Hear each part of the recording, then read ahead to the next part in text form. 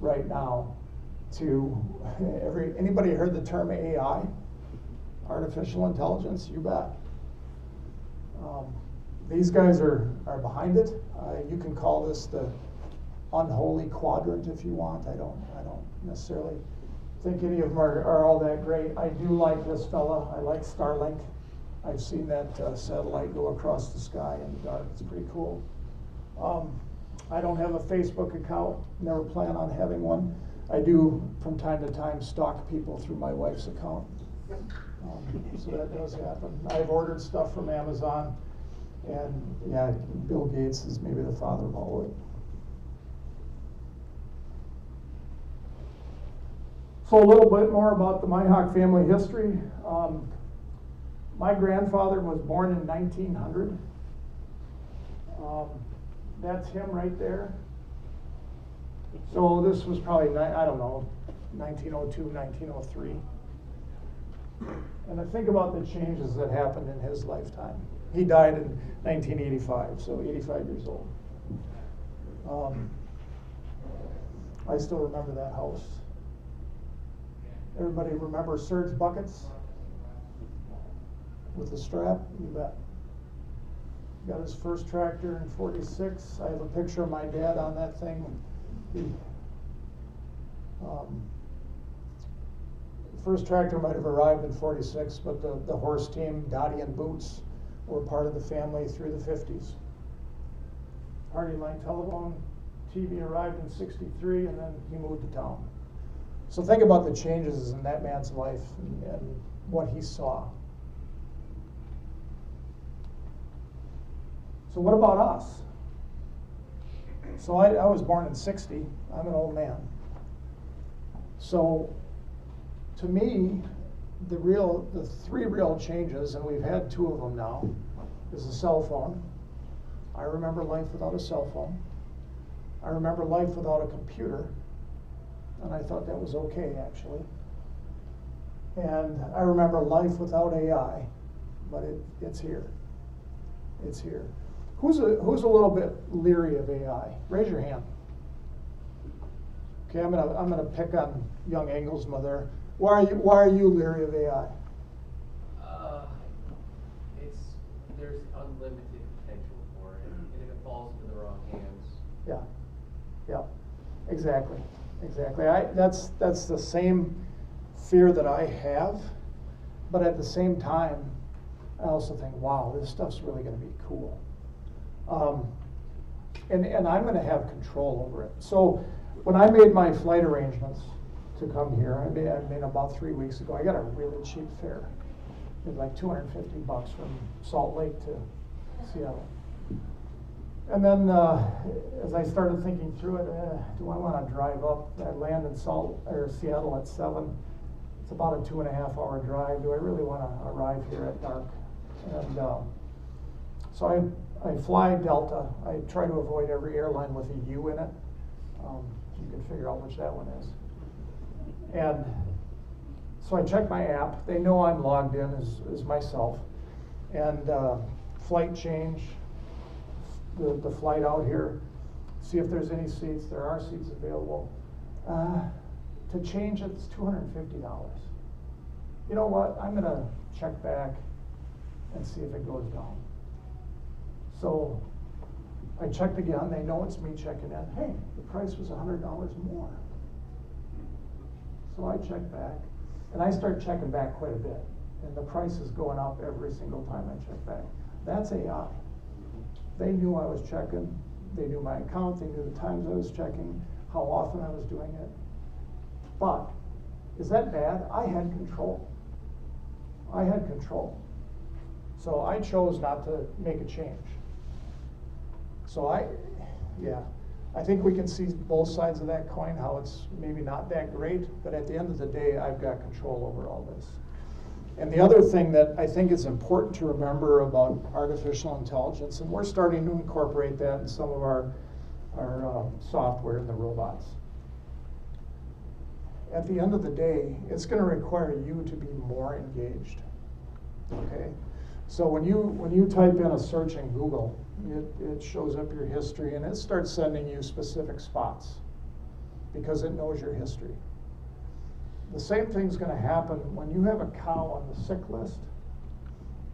Over time, it's going to tell you what to do with that cow based on the information that you've input over time.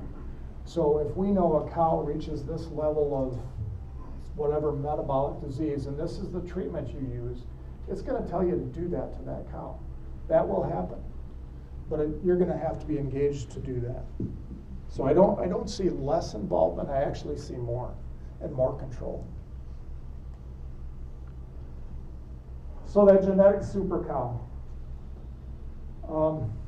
Yeah, I don't guarantee a lot in life, but I'll guarantee you, you're never going to find her this way, because you've been doing this for 20 to 30 years.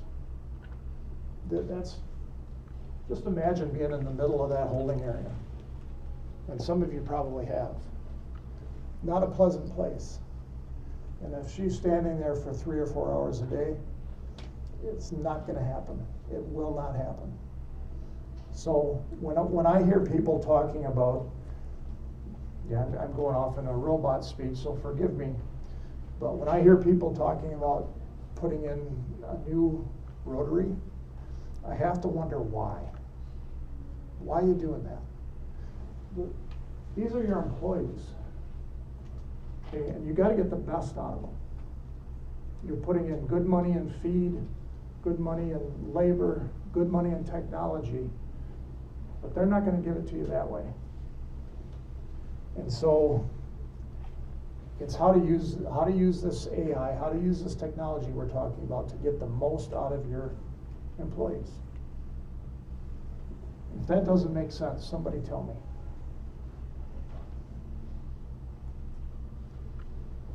So how are we going to leverage AI in the dairy industry? Anybody ever seen those virtual reality goggles that people put on and they start swatting at stuff? I thought to myself, well, how are you going to wear those in a cow pen? I'm going to wind up falling down and being covered in crap. But actually last week I had a pair on, and it's not the VR glasses. You can see where you're walking, and you do have information about a cow you're looking at come up in the upper level of your vision. It's pretty cool. That's coming. It's real. That'll be here. So we're going to leverage it with algorithms, cloud platforms, sensors. There's going to be connectivity between a lot of different platforms. And yeah, am I promoting all this stuff to you folks? You guys know your finances. You know your dairy situation. You know your family situation is far better than I do. But I would say long term, if you plan to be in the dairy industry, you need to plan for this stuff. Multiple disciplinary systems. So the John Deere tie I made earlier, that'll be here. So what are we trying to do?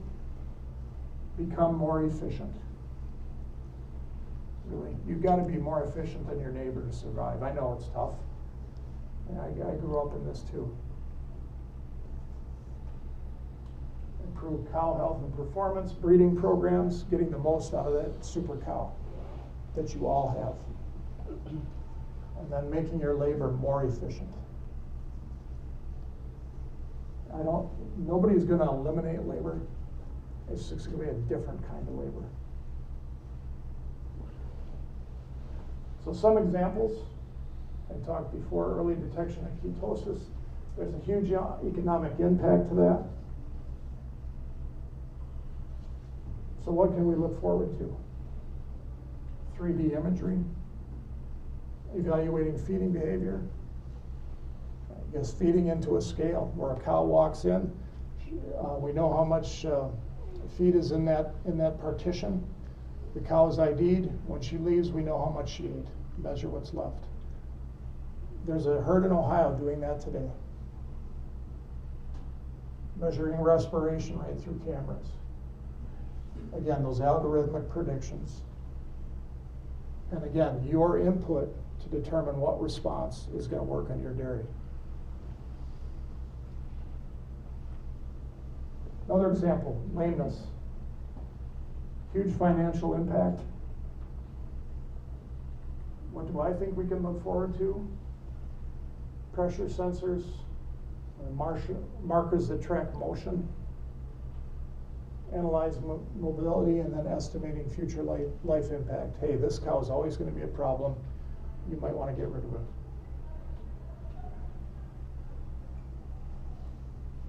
Precision feeding, again, I mentioned that herd in Ohio. They're feeding in the weigh scales. The cow's ID'd. We know how much feed was there when she arrived. We know how much is left when she leaves. At the end of the day, we can measure her dry matter intake and predict how much milk she's going to make us. And notice that's not a Lely machine.